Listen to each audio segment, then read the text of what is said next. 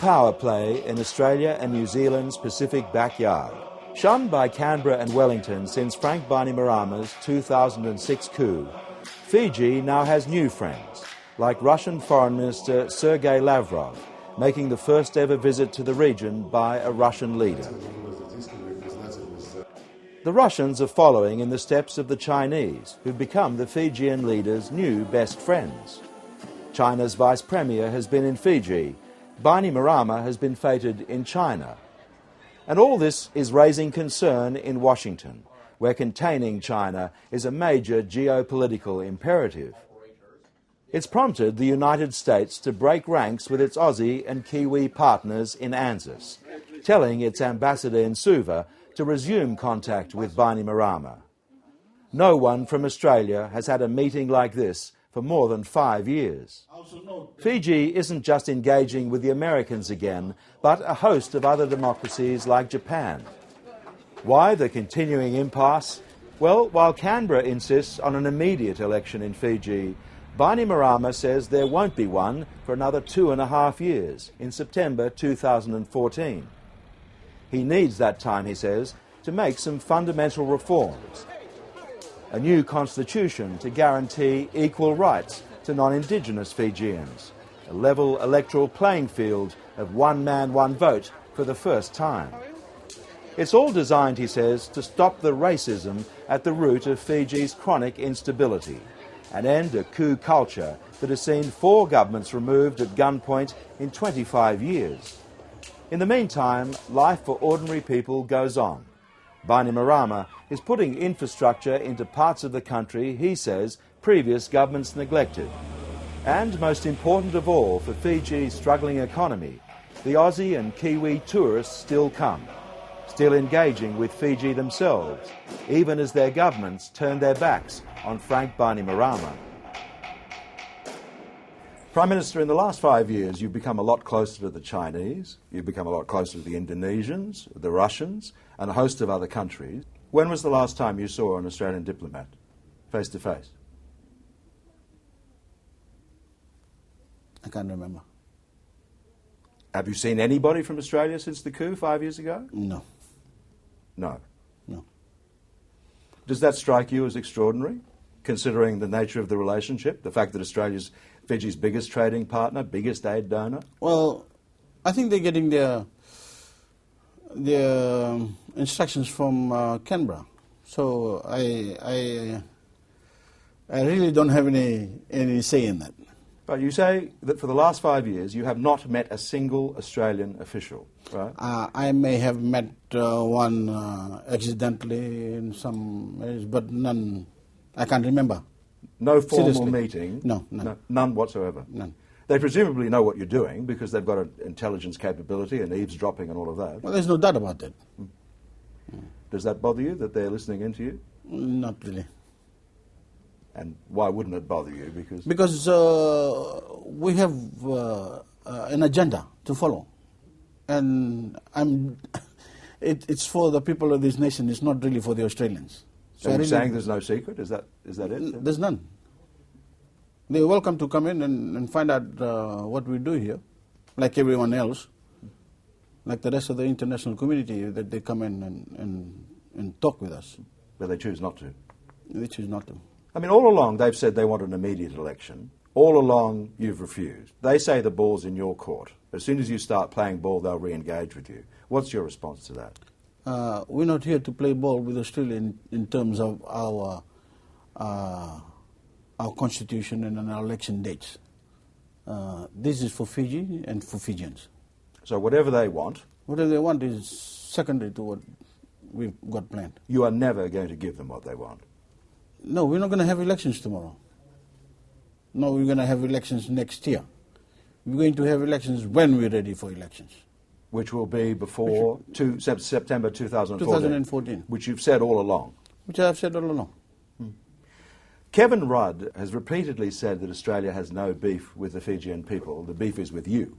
I mean, he talks about you as a pariah, a dictator, someone who bashes the unions, harasses the clergy. A lot of people have come up with that, but it doesn't bother me because I and the people of Fiji have as I told you, we have an agenda.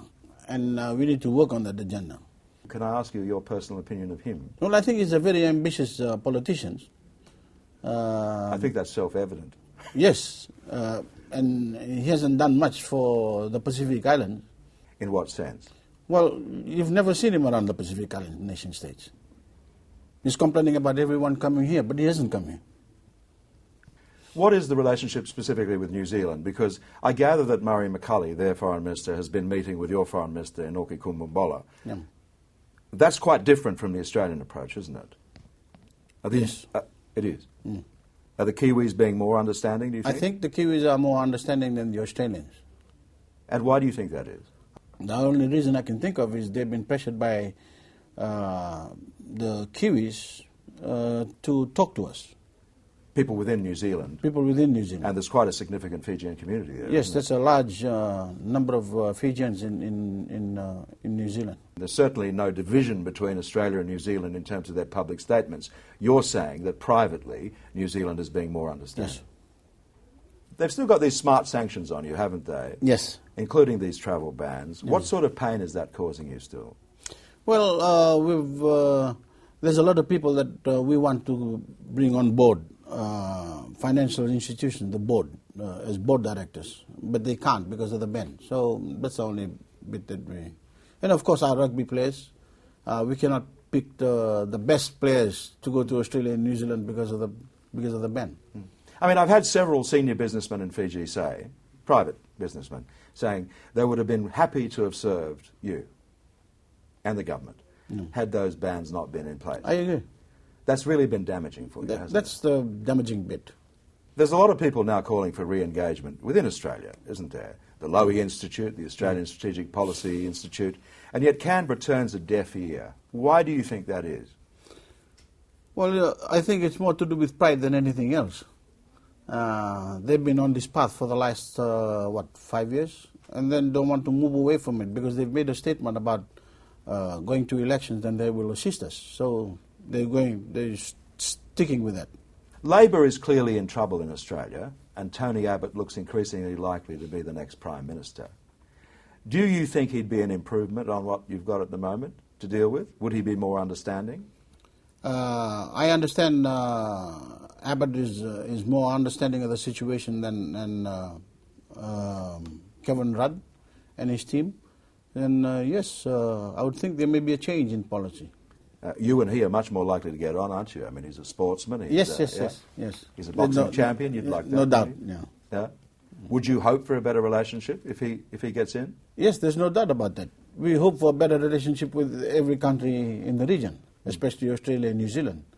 But that can't be helped, and we understand that. Do you harbour a hope that Abbott might be more understanding? Yes. You do? Yes. And if he wins, will you make an attempt to reach out to him? Yes, we've always reached out to everyone in the region, irrespective they're in government or not. But we would love him. We would love to have him bring about some change in policy in the way we conduct our business. These guys are welcome in Suva any time? Yes. Yeah. The most puzzling thing about this standoff is that some of the world's biggest democracies have engaged with you. India, the biggest democracy in the world. Indonesia, the third biggest democracy in the world. And most surprising of all, the United States, which is the standard bearer for democracy in the world. What's the current state of your relationship with the US? Good. Good? Yes, good. We've got Australian business, the American business community here, starting businesses, so we have no problems with our relationship with the US. You've got some FBI people here at the moment helping your police force. Yes. That indicates a level of engagement that we're not seeing from Australia and New Zealand. I agree. And what does the American ambassador tell you when you see her about America's attitude? Well, she really doesn't talk politics with me. She's just being friendly, is that what you Yes. think? And that's been going on for how long? Since she got in. Because her predecessor, Steve McGann, was much more combative, wasn't he? Has there been a change in American policy? There's been a change. I know from speaking to a lot of people, government and the private sector, there's been a lot of change between McGann and Frankie Reid. for the better, from your point of view. Yeah. But this indicates, doesn't it, the absolute about-face of American Exactly. policy. You can't visit Australia and New Zealand because they banned you, but you can visit the United States. Yes. Last year you went to Connecticut, you went to Florida, you even visited the Gibson Guitar Factory in Nashville. In Nashville. So you're allowed into America, you're not allowed even a transit stop in Australia and New Zealand. Well, you can tell the difference between the policies of U.S. government and that of Australia and New Zealand. It seems odd, but I've come to accept it. How worried are the Americans about your burgeoning relations with China? Because a lot of people think this is at the heart of their change of policy. Well, to tell you the truth, I don't know. Is that why they're changing their policies? I don't know. Is they changing their policy because they just want our relationship to recover? I don't know.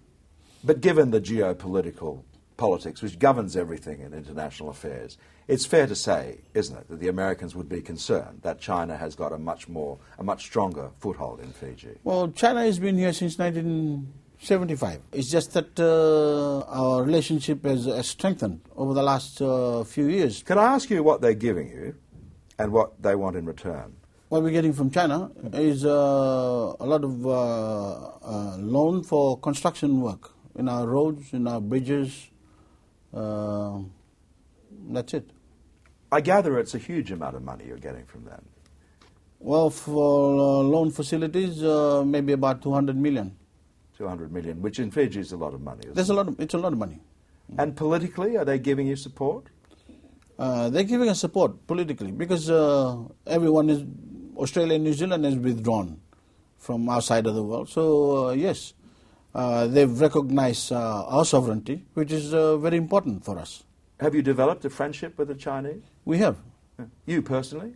I have personally. In fact, I've talked to the Chinese hierarchy, and they visit Fiji regularly. You've had Chinese vice premier here, haven't you? And yes. then recently you had the Russian foreign minister, who's never been to this region before. That's the first time. To meet you and the other Pacific states here in Fiji. Why would somebody that senior in global affairs be coming to Nandi to meet with you? Maybe he's recognized that we in the Pacific Islands, small island states, need support.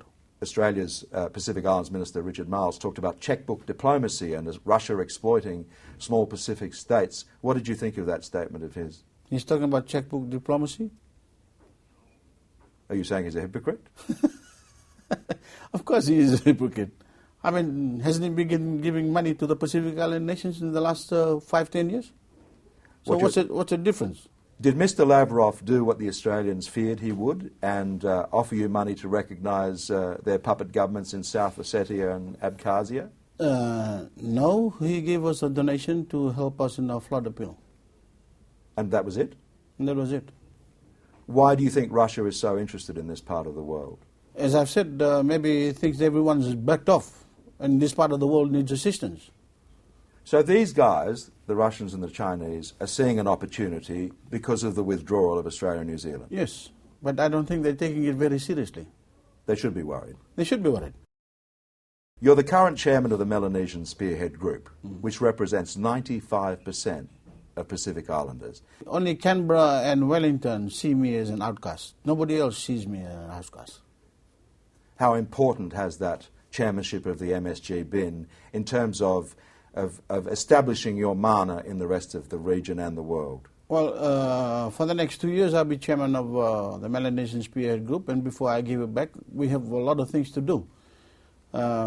So I guess that doesn't go down well with the Australian and New Zealand. And of course, while the Melanesians accept and acknowledge you, some of your Polynesian neighbours don't. Why is there this division, and what impact do you think that's having on regional relationships? Well, all you have to do is find out why are they making these opposing remarks about Fiji. It's because they're getting their funds from New Zealand and Australia. You're talking the about... checkbook diplomacy that Miles is talking about. Right, so you'd be talking here about Tui Epa, the Samoan leader, who says you're a liar and leading everybody down the cassava patch, right? I haven't said anything bad about Tui Epa, so I really don't have time for him.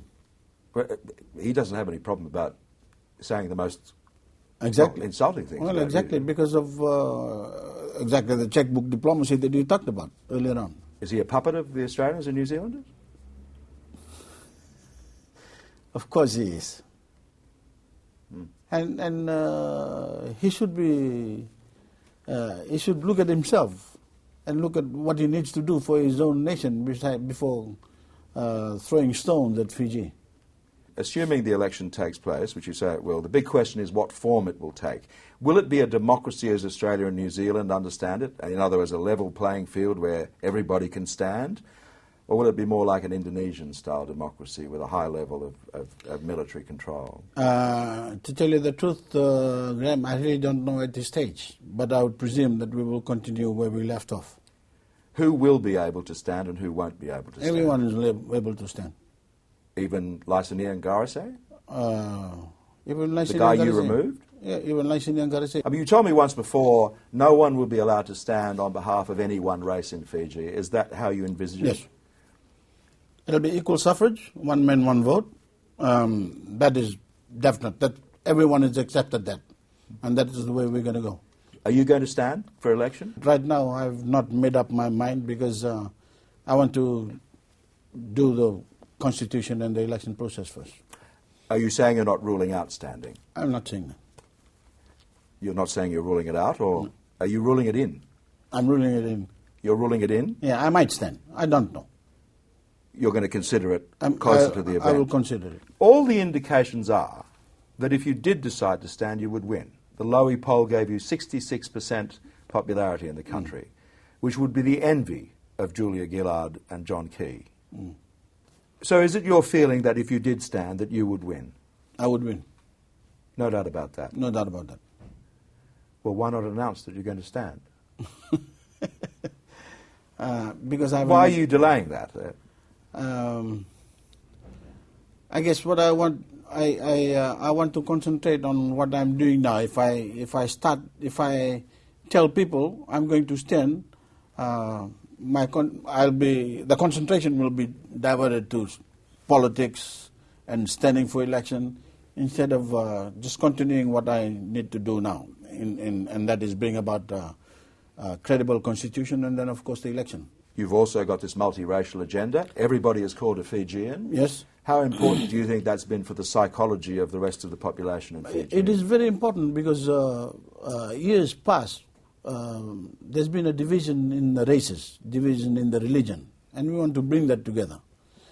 Not that we want Christians to be Muslims or Muslims to be Hindus, but we want people to accept each other's religion. There are very negative things said about you as well. You've cracked down on elements of the trade union movement. Why was that necessary? We have no qualms over the trade unions.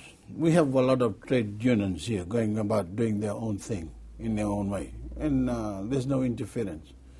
What we're worried about is a group of people who think they have that they can influence what we do, especially in terms of economy. They've done some damage to you, haven't they? They've got the Australian Council of Trade Unions, for instance, to suggest to Australian holidaymakers that they not come here. It didn't make any difference, did it? You mean people kept coming? Yes, in bigger numbers than before.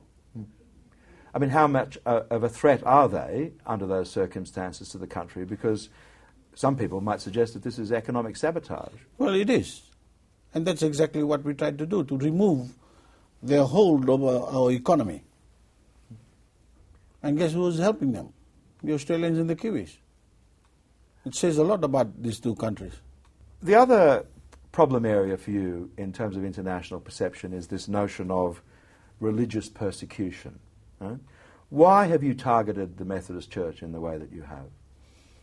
I have not targeted the Methodist Church. I'm a member of the Methodist Church. You stopped them from having their annual conferences and you've stopped them from having certain meetings and all of that. We are on the path of equal suffrage. No race, no creed differences. We want to bring about Fiji for everyone. There are some groups of people who want to continue to take us back. And And they include some Methodist Church clergymen? And they include some hierarchy. So there were certain Methodist Church clergymen who were exploiting racial differences? Yes. And you're not going to tolerate that? That's not going to be tolerated, not in the direction that we're taking now. Nor are we tolerating unionists who go about trying to sabotage our economy. You're going to be tough with these people, and that's just the way it's going to be. Yes. There's still a lot of concern about freedom of expression in Fiji. You lifted censorship but then imposed controls on the media. You've brought in a decree that gives you protection from the defamation laws, but nobody else. Can you understand your critics being concerned about this, that it's free speech for you but not for them? The laws that we put in place is no different from what you have in Australia, from what they have in New Zealand, from what they have in America. No difference. The people who are making a big deal out of this are the same people that we remove because of corruption, because of lack of action, because of inefficiency. In the case of the defamation decree, though, in Australia you can say whatever you like in the Parliament, but in Fiji you're going to be able to say whatever you like outside the Parliament too. Do you think that's fair? Well, for the next couple of years, that needs to be put in place so we don't get targeted by some people who are part of the people that are going against the government right now. So this is unashamedly to protect you against the forces you remove? Yes. This is the first interview you've done for about 18 months. And if you'll excuse me, there's a lot of water under the bridge, so a couple of other points for the record. What caused the falling out between you and your fellow officer, Ratu Tevita Mara, the son of the former Prime Minister, who's been campaigning against you ever since he fled? We have a vision and a path, and we should go down this path to get to where we want to go, which is building a better Fiji. He didn't actually come on board that path. His was his own agenda. He wasn't part of the program? No. And what was his agenda? Himself. Okay, so this was a personality thing, or Yeah. did he try to organise a coup against you, or what was Well, it? he couldn't. There's no way anybody can organize a coup against me. Because for the simple reason, the soldiers of the RFMF are tired of people trying to organize coups. Are you suggesting that Tevita Mara wanted to replace you? No, he's not good enough to replace anyone. Was he organising something? He tried to. He did try to. Yeah, he tried to. What did he try to do? Well, he tried to organize people, some soldiers and some in the civilian community. To remove you? Yes. How did you find out about it? Through intelligence. Can you explain any further? No. What sort of intelligence? No, because his case is with the police, so I really don't have much. Okay, and finally, you told me a couple of years ago that your vision for Fiji was a country free of race. Do you remember that? A prosperous, multiracial Fiji. Not cuckoo land, as some people call it, but the way the world should be again. Yeah. Yeah. How close are you now to achieving that aim? Very close. Very close. As I said, the election is very important to us. Election in 2014. But what is more important is the constitution that we're going to put together. We would leave that as our legacy for our children and our grandchildren. We have said that we are not going to entertain any interference in the making of our constitution, and especially, most especially, in the election process. That's the bit that we're worried about. We are not going to entertain any interference from many countries. So it'll be a clean election. Clean election. There will be no hanky-panky. None. None. None. And it will be the will of the people. It will be the will of the people. You also said to me a couple of years ago you wanted to have the Queen back as Queen of Fiji when democracy was restored. That was 2 years ago. Yeah. Do you still want that? There's no doubt after the 2014 election, the Commonwealth nations will accept us back as a member of the Commonwealth. And we'll have the Queen back. So the Queen will be Queen of Fiji again after the next election? After the next election. Well, we have the President. But you still regard her as Queen, don't you? Everyone does. She's Queen of Fiji in your heart? She's still. Yeah. Prime Minister, thank you very much. Thank you, Graham.